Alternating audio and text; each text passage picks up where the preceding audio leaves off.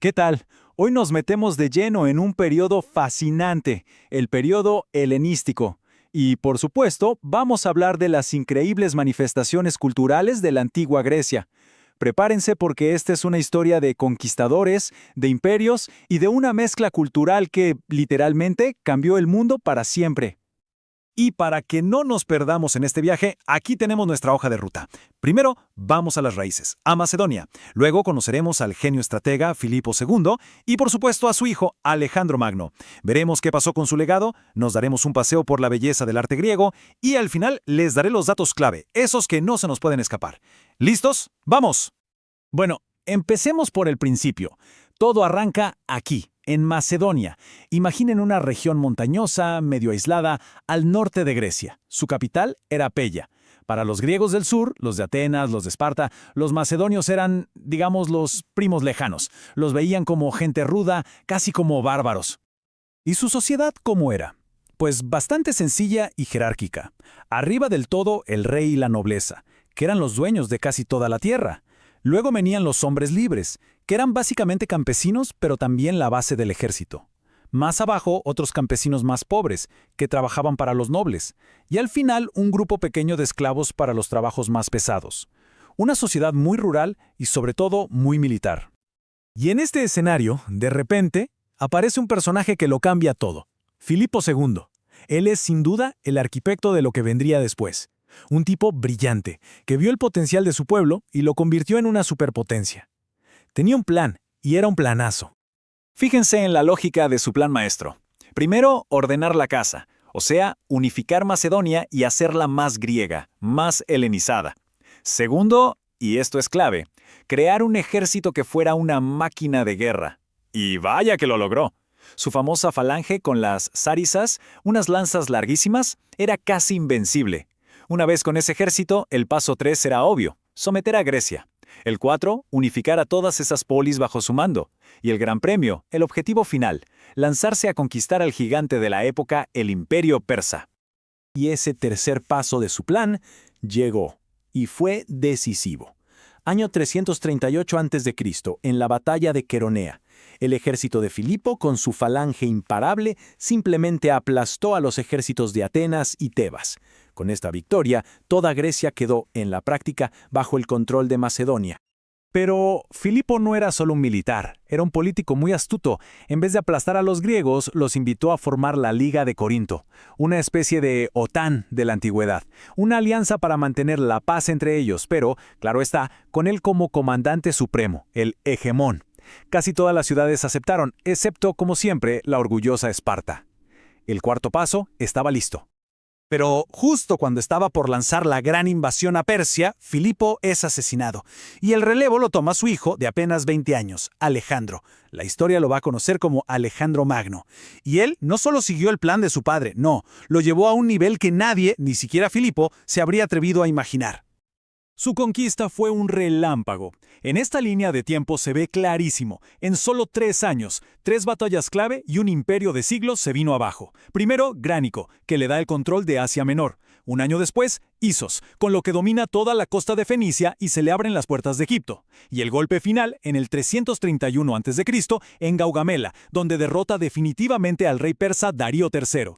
El imperio persa como tal había dejado de existir. Pero lo de Alejandro no fue solo una conquista militar. Con su avance se dio un fenómeno cultural increíble, el helenismo. ¿Qué es esto? Básicamente la fusión de la cultura griega con las antiquísimas culturas de Oriente, la persa, la egipcia, la babilónica. Se creó una especie de cultura global, un mundo conectado. Y de todas las ciudades que fundó, la más importante fue, sin duda, Alejandría, en Egipto. Se convirtió en el centro intelectual y cultural del mundo antiguo, el Nueva York de la época. Pero la historia da un giro inesperado. Alejandro muere muy joven, en el 323 a.C., sin dejar un heredero claro, y su imperio, que había construido en una década, se queda huérfano. ¿Qué pasa ahora? Pues el caos. Entonces, ¿qué ocurrió cuando murió el gran conquistador? Pues lo que se podían imaginar. Sus generales más poderosos, a los que llamamos los diádocos, que significa sucesores, se lanzaron unos contra otros en una serie de guerras civiles brutales. Cada uno quería su pedazo del imperio. Después de muchas batallas, el polvo se asentó, y el gigantesco imperio se dividió en 3 grandes reinos helenísticos. Aquí en la tabla se ve perfecto. El reino de Macedonia, que fue para la dinastía Antigónida. El enorme reino de Siria, que abarcaba casi toda Asia, para los seleucidas. Y el más rico y estable de todos, Egipto, para la dinastía ptolemaica, con su espectacular capital, Alejandría. Muy bien. Ahora vamos a hacer una pausa en las guerras y la política para hablar de algo que sobrevivió a todos esos reyes e imperios: el arte griego. Esa búsqueda constante de la perfección y la belleza que, hasta el día de hoy, nos sigue dejando con la boca abierta. Si hablamos de arquitectura griega, tenemos que hablar de sus 3 estilos u órdenes. El dórico es el más antiguo, el más simple y robusto, sin adornos. Luego tenemos el jónico, que es más estilizado, más elegante, y lo reconocemos al instante por esas espirales en la parte de arriba, las volutas. Y por último, el corintio, que es el más decorado de todos, súper elaborado, con ese capitel que parece hecho de hojas de acanto. Y la escultura, ¡qué evolución! En la época arcaica, las estatuas eran muy rígidas, muy simples, con esa sonrisita extraña. Después, en la época clásica, se llegó a la perfección, la armonía, el equilibrio, la anatomía ideal. Y finalmente, en el periodo helenístico que estamos analizando, la cosa se puso dramática. Las esculturas se llenaron de emoción, de movimiento, de sentimiento, pura expresividad. Ok, hemos recorrido un largo camino, así que ahora vamos a destilarlo todo en la parte final. Pensemos en esto como los datos clave, lo que sí o sí tenemos que llevarnos de toda esta historia. A ver, resumamos en 3 puntos clave. 1. Filipo II es el que unifica Grecia. La batalla clave, Queronea. La fecha, 338 a.C. 2. Su hijo Alejandro Magno conquista Persia. La batalla definitiva, Gaugamela, en el 331. Y con él se expande el helenismo, esa gran fusión cultural. Y 3. Alejandro muere y su imperio se parte en 3. Macedonia, Siria y Egipto. Esos son los pilares. Y terminamos con una pregunta para pensar.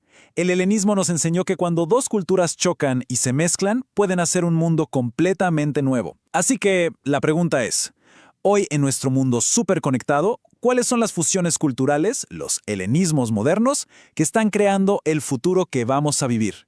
Ahí se las dejo. Mentora Academias, tu futuro empieza aquí.